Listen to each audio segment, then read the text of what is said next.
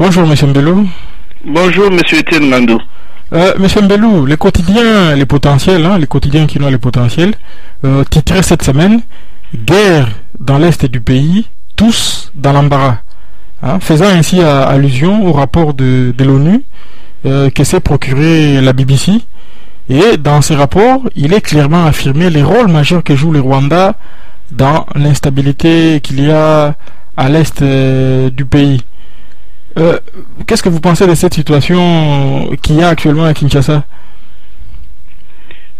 Cette situation n'est pas nouvelle. C'est une vieille situation qui est entretenue par les seigneurs de la guerre qu'on retrouve au Rwanda et au Congo, à l'est de notre pays et même dans les institutions du pays. Et si vous lisez le livre de Charles Onana, Les tueurs Tutsis, au cœur de la tragédie congolaise, je vais le citer de mémoire, à la page 162, il fait allusion à un discours de Joseph Kabila, dans lequel il affirmait que le Rwanda était chez nous pour une aventure criminelle et qui ne poursuivait pas, comme il le prétendait, les FDLR. Vous pouvez lire l'extrait de ce discours-là à la page 162 du livre de Charles Onana intitulé « Ces tueurs Tutsis au cœur de la tragédie congolaise ». Et si vous reprenez le petit film auquel j'ai fait souvent allusion, qui est intitulé « Le conflit au Congo, la vérité dévoilée », toute la vérité sur cette guerre de prédation est dite. Elle est mise à nu. Le rôle que joue le Rwanda est bien détaillé dans ce petit film.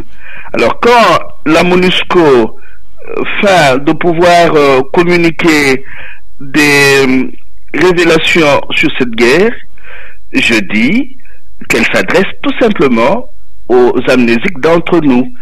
C'est une vieille situation entretenue, comme je venais de le dire, par les seigneurs de la guerre du Rwanda et du Congo, avec l'appui de leurs alliés occidentaux et des multinationales qui tirent profit de cette guerre de prédation.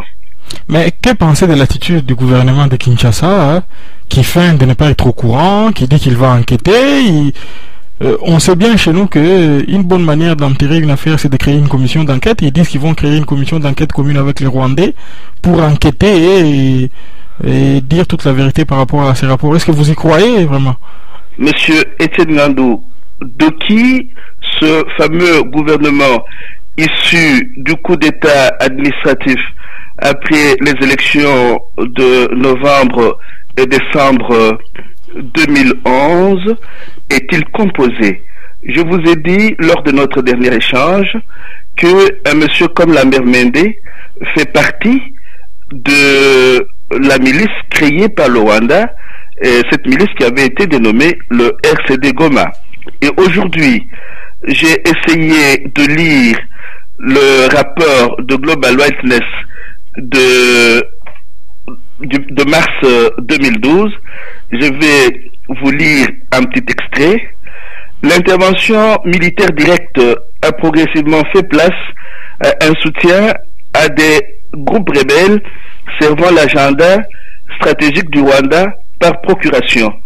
Il s'agissait notamment du Rassemblement congolais pour la démocratie qui a contrôlé le Kivu jusqu'à ce que la guerre du Congo prenne officiellement fin en 2002 et n'a jamais pris fin. Et vous savez lire ce petit résumé à la page 36 du dernier rapport de Global Witness. Ceux qui sont dans ce gouvernement-là travaillent en grande intelligence avec le Rwanda. Je pourrais même dire qu'ils sont les nègres de service, des nègres de service du Rwanda. L'un des grands nègres de service du Rwanda pour le moment, c'est M. Paul Kagame. Mais je pense que le maréchal Mobutu doit s'en retourner dans sa tombe. Lui qui, à l'époque, tous ces chefs d'État du Rwanda, de la CPGL, venaient prêter allégeance à Kinshasa. Et là, nous sommes dans une situation totalement inverse. Maintenant, c'est le Congo, ce qu'on dit, les géants au pied d'argile qui... Voilà. Hein.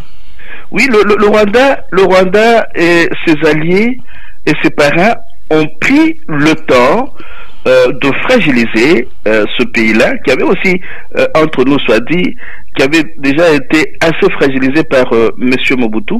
Mais nous voudrions déjà nous en remettre avec tous les efforts conjugués au cours de la conférence nationale souveraine et toute la lutte menée pour l'instauration d'un pouvoir souverain économiquement et politiquement chez nous. Maintenant, le Rwanda et ses alliés occidentaux et le Burundi et l'Ouganda essaient de fragiliser davantage le Congo parce que un Congo fort ne permettrait pas, par exemple, au Rwanda de pouvoir payer ses militaires qui l'aident dans la prédation des matières premières de notre pays. Je sais que vous savez que le fameux M23 regorge en son sein des ex-militaires du CNDP qui convoient les matières premières du Congo vers le Rwanda.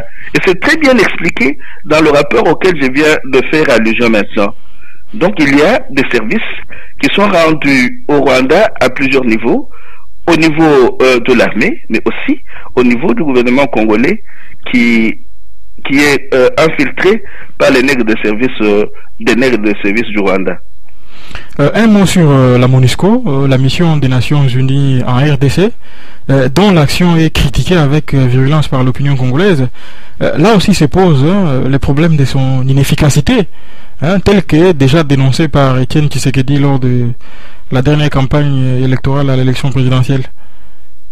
Si vous réalisez mon dernier article qui est posté sur Congo One, qui est intitulé sur l'est de notre pays, la MONUSCO édulcore la vérité, j'ai fait allusion à un extrait de la lettre de M. Patrice Lumumba à sa compagne Pauline. Cet extrait-là, que je cite de mémoire, montre que déjà depuis les années 60, la l'ONU, travaille en grande intelligence avec les membres l'ONU travaille en grande intelligence avec les membres du Conseil de sécurité qui, de près ou de loin, sont impliqués dans la guerre qui se mène aujourd'hui chez nous. Cette guerre de prédation est soutenue par certains membres de ce Conseil de sécurité. N'oubliez pas qu'au début de cette guerre, il y avait l'effort déployé par les États-Unis pour pouvoir enlever toute l'influence de la France et de la Belgique de la sous-région des Grands Lacs.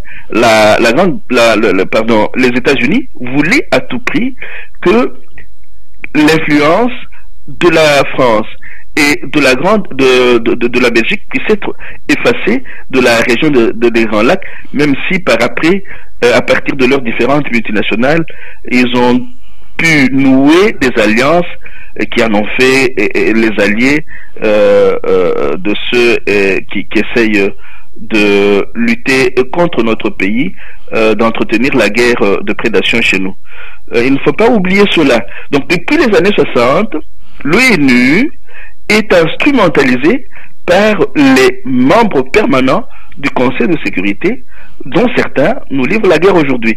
C'est la raison pour laquelle je souhaite toujours que nous ne puissions pas perdre de vue notre histoire.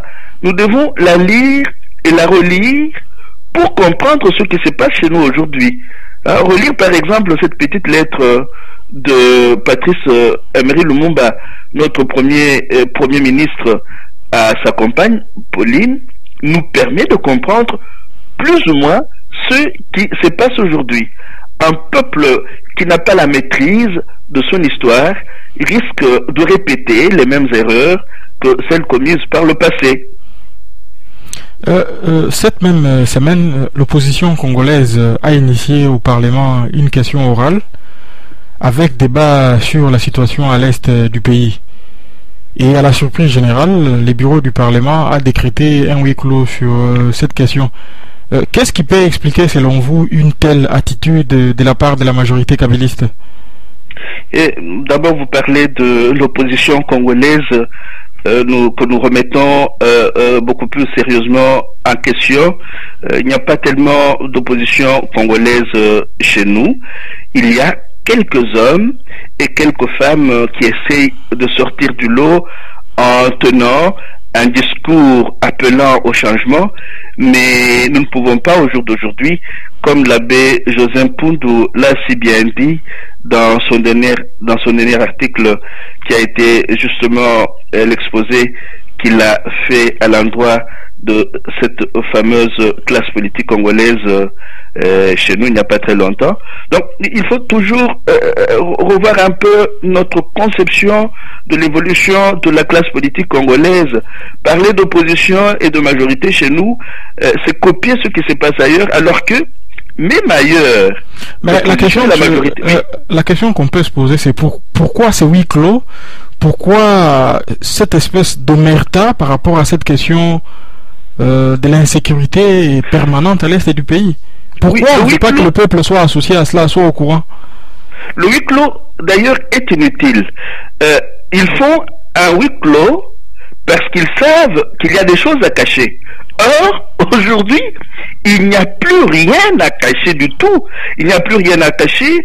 Il y a un article que vous savez lire sur le site de l'agence Fides qui montre que cette guerre est entretenue par les militaires qui ne veulent pas quitter l'est du pays où ils contrôlent les carrés miniers, où ils aident le Rwanda à pouvoir mieux piller notre pays. Cet article dit clairement qu'après les accords qui avaient été signés entre le CNDP et la majorité dite présidentielle, après le fait que le CNDP ait été accepté comme membre à part entière de la majorité présidentielle, après le fait que certains militaires du CNDP aient été intégrés à ce qui reste encore aujourd'hui de l'armée congolaise, ils n'ont plus de revendications qu'ils peuvent brandir pour dire qu'ils s'engagent dans une guerre contre Kinshasa parce que Kinshasa n'a pas répondu à leurs revendications.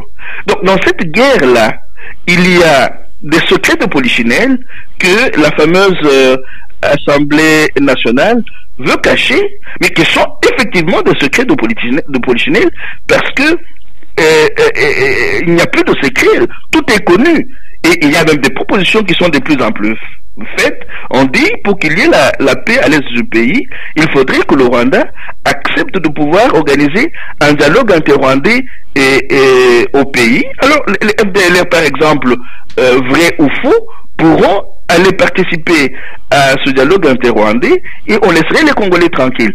Mais comme la guerre participe de la nature même du capitalisme du désastre, parce qu'il ne faut pas oublier, mon cher frère, que la violence fait partie des structures du capitalisme. Donc la violence est entretenue structurellement par le néolibéralisme sauvage qui est pratiqué chez nous.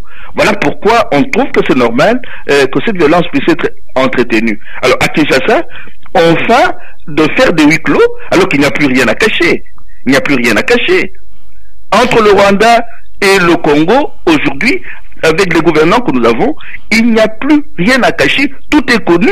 Les différents rapports sont très clairs sur ce qui se passe à l'est de notre pays.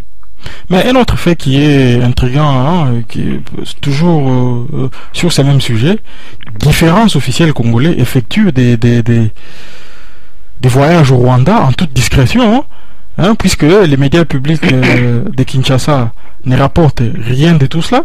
Mais à la différence au Rwanda, les visiteurs congolais sont exhibés comme des trophées, puisqu'on a vu, j'ai vu personnellement des images sur les comptes Flickr de Paul Kagame. Mais pourquoi au Congo ces questions paraissent tabous, mais au Rwanda, les visiteurs congolais sont exhibés comme des trophées? J'ai l'impression que ce que vous appelez les officiels congolais n'ont pas encore intégré le fonctionnement de nouvelles technologies de l'information, de la communication dans leur mode de fonctionnement. C'est ainsi qu'ils décrètent un huis clos à l'Assemblée nationale. C'est ainsi qu'ils estiment qu'ils peuvent aller en cachette au Rwanda et ne pas être vus. Ce sont des signes qui en disent long. C'est-à-dire, nous sommes pour une partie gouvernée par des gens qui ne jouissent d'aucune marge de liberté. Donc, ils sont là, des esclaves consentis, ils sont là, des esclaves volontaires, des ordres qui leur sont donnés à partir du Rwanda. Ils sont, comme je le disais, il n'y a pas très longtemps, des nègres de service, des nègres de service. Ils vont aller prendre les ordres qu'ils exécutent chez nous. Ils estiment qu'ils peuvent faire cela en catimini, mais malheureusement, pour eux, il n'y a plus moyen de se cacher dans un monde où les médias, les technologies de l'information et de la communication fonctionnent 24 heures sur 24. Et sur cette même question, Radio Okapi rapporte aujourd'hui une nouvelle vraiment étonnante. Une marche de soutien à l'armée et à la population de l'Est de la RDC a été dispersée aujourd'hui, samedi 2 juin à Kinshasa, selon Radio Okapi. Et c'est sur les lieux de départ de la marche que les participants ont été informés par la police de l'interdiction de cette manifestation par l'hôtel de ville. Je ne sais pas, qu'est-ce que vous pensez de cela? C'est pour vous dire que ce qui se passe à l'est de notre pays n'est pas une guerre classique. Il y a des seigneurs de guerre, des seigneurs de la guerre de part et d'autre. Ils tirent des coups de feu en l'air pour que ceux qui sont qui veillent sur les carrés miniers puissent fuir et les libérer au profit de ceux qui estiment que ces carrés miniers leur reviennent de droit. Donc, il n'y a pas de guerre classique. Donc, quand j'estime que ces gens qui ont interdit la marche de soutien se moquent de nous. C'est comme s'ils disaient à tous ces députés qui organisent ces marches, mais vous ne comprenez pas ce qui se passe. Il n'y a pas d'armée à soutenir. C'est un semblant de guerre qui soutient l'élimination, le dépeuplement du Congo, mais qui accorde au Rwanda de pouvoir s'enrichir, de faire sortir des tonnes et des tonnes de matières premières chez nous et de les commercer avec les multinationales qui ont élu domicile à l'est de notre pays, mais aussi sur le sol rwandais. Mais pourquoi autant d'acharnement à rendre cette question totalement taboue, à la rendre totalement fermée? Pourquoi tant d'acharnement de la part du pouvoir de Kinshasa? Mais le pouvoir de Kinshasa fait de la politique d'autruche. C'est tout simplement. Donc, rendre cette question-là tabou, c'est faire la politique d'autruche parce que c'est une question qui est débattue, qui est connue depuis que la guerre a commencé. L'autre fois, je faisais déjà allusion au rapport Gersony qui date des années 1994. Et cette question est connue et débattue à plusieurs reprises. Les différents rapports reviennent sur la même question et essayent d'en dévoiler les pans entiers. Donc, faire cette politique d'autruche à Kinshasa, ça ne sert à absolument rien. Ça ne sert à rien. Ça sert tout simplement à l'extermination des Congolais pour, comme je le disais encore la fois passée, pour que ces espaces où il y a des matières premières puissent être dépeuplés et que ceux qui veulent prendre ces matières premières s'y adonnent à cœur joie. Donc, Kinshasa est au service de l'extermination des Congolais. Kinshasa est au service du Rwanda, le Rwanda qui est aussi au service de ses alliés et des multinationales. Donc, pour résumer cette façon de fonctionner, je dirais tout simplement que nous avons là des réseaux d'élite qui travaillent de manière transnationale. Parfait. Un mot maintenant sur l'opposition politique. Cette semaine, l'abbé Pundu a publié un texte très intéressant et vous en avez déjà touché un mot tout à l'heure. Dans ce texte, il se livre à une évaluation de l'action de l'opposition politique en RDC.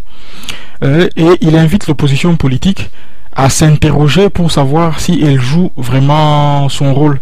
Un petit commentaire par rapport à cela?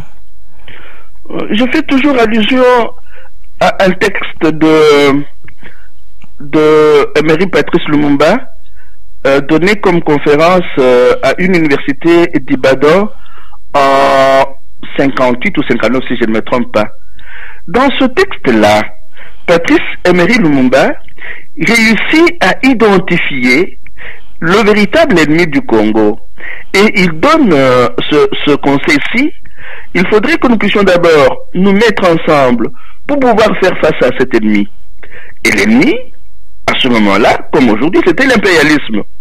Alors quand nous aurons vaincu l'impérialisme et le néocolonialisme, nous pourrons créer des partis politiques avec une opposition constructive. Mais quand on voit comment fonctionne ce qu'on appelle opposition chez nous aujourd'hui, on dirait tout simplement que ce sont des alliés du pouvoir en place. Le pouvoir en place qui est un os donné aux seigneurs de guerre pour que les matières premières du Congo puissent être exploitées sauvagement et que la mort puisse être semée afin que ces matières premières puissent être exploitées sauvagement. Donc, quelque part, nous n'avons pas une opposition digne de ce nom. C'est d'un côté le pouvoir os qui est en place et de l'autre côté des alliés de ce pouvoir qui se départagent les tâches sur fond matriciel du néolibéralisme. Les deux camps servent le néolibéralisme, mais ils font le jeu politique pour pouvoir tromper la vigilance de nos concitoyens, de nos compatriotes. C'est ainsi qu'ils n'ont aucune efficacité. Hein. Ils tiennent des discours pour laver le cerveau des faibles d'esprit, mais on ne voit pas ce qu'ils apportent effectivement à l'évolution et au devenir collectif de notre pays. Qu'il y ait parmi ces messieurs et ces dames-là quelques têtes qui émergent, qui tiennent un discours cohérent et qui font partie des mouvements du changement dans notre pays, cela je le concède, mais qu'il y ait une opposition structurée, fondée sur une connaissance approfondie des enjeux politique, économique, géostratégique de notre pays. Là, je partage tout à fait le point de vue de l'abbé Joseph Mpondou et j'aimerais que ces femmes et ces hommes qui disent faire partie de l'opposition congolaise procèdent à une sérieuse évaluation de leur action. Mais lorsque l'abbé Mpondou affirme que les opposants congolais doivent apprendre à payer le prix du changement à la manière d'un Mahatma Gandhi, cette interpellation ne vient-elle pas à propos lorsqu'on observe déjà les luttes internes actuellement au sein de l'opposition pour la désignation de son porte-parole? Mais désigner un porte-parole d'une nébuleuse appelée opposition ne sert à rien. À mon avis, aujourd'hui, nous avons besoin d'un grand mouvement qui poursuit la lutte du changement qui a été initiée avant les fameuses élections de novembre et décembre 2011. Et il faut qu'il y ait un grand mouvement patriote qui poursuit cette lutte-là. Ce mouvement peut être constitué d'une part d'un grand rassemblement de partis politiques et d'autre part des mouvements sociaux. Sans un mouvement qui évolue dans ce sens-là, on peut désigner un représentant de ce que vous appelez opposition aujourd'hui demain, mais cela n'apportera jamais grand-chose à la lutte du changement pour laquelle plusieurs compatriotes travaillent aujourd'hui. Ça, c'est d'un de deux. Ils doivent, pas simplement eux, nous tous, nous devons comprendre que nous devons payer le prix de notre souveraineté politique et économique. La guerre n'est pas d'abord celle de la démocratie. Non, la démocratie, ça me semble être un peu farfelu. La guerre, la lutte que nous devons mener, c'est celle de reconquérir notre souveraineté politique et économique. Pour cela, nous avons à payer un prix, et plusieurs d'entre nous ont déjà payé ce prix-là, comme M. Floribert Chebeya et M. Fidel Bazana, comme les autres, Bapou Amwamba, Serge Maïch et les autres. Pour finir, nous allons justement aborder cette question de Floribert Chebeya. le 1er juin 2012, cela va faire exactement, cela fait 2 ans depuis que Floribert Chebeya, directeur exécutif de la Voix des Sans Voix, VSV, a été assassiné. Pensez-vous qu'aujourd'hui on en sait davantage sur les vraies circonstances de son assassinat? Je vais dire par rapport au procès qui a été initié par le pouvoir de Kinshasa. Le film de Thierry Michel sur l'assassinat de Floribert Chebeya a aidé plusieurs compatriotes à comprendre ce qui s'est réellement passé. Les témoignages des épouses de Chebeya et de Fidel Bazana ont ouvert les yeux, les oreilles et les esprits de plusieurs compatriotes. Le fait que l'une des personnes impliquées dans cet assassinat ait craqué en prison à Makala, je parle du fameux colonel Moukalaï, ce fait-là en dit long sur les commanditaires de cet assassinat.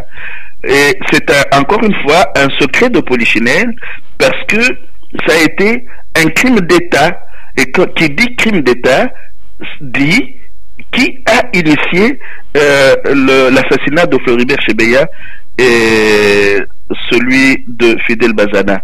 La vérité ne sera pas connue officiellement, mais officieusement, presque tous les compatriotes savent qui a initié quoi, qui a commandité cet assassinat ignoble. Voilà, merci beaucoup Monsieur Mbelou et à la semaine prochaine. Merci bien Monsieur Etienne Ngandou, c'est moi qui vous remercie et puis à la semaine prochaine. Ok, merci, au revoir. Au revoir.